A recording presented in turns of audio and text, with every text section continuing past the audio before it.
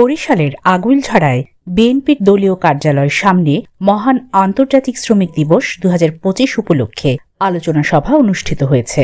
বিশেষ প্রতিনিধি আকাশ মাহমুদের তথ্যচিত্রে বিস্তারিত।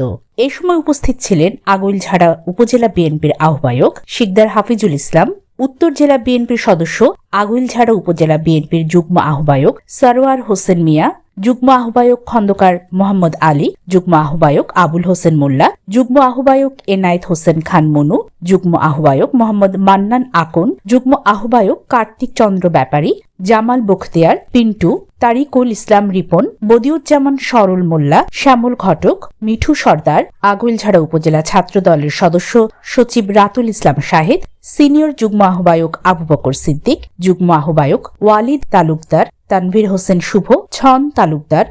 আরও উপস্থিত ছিলেন বিএনপি ও অঙ্গ সংগঠনের নেতৃবৃন্দ। আমাদের মাঝে উপস্থিত হয়েছেন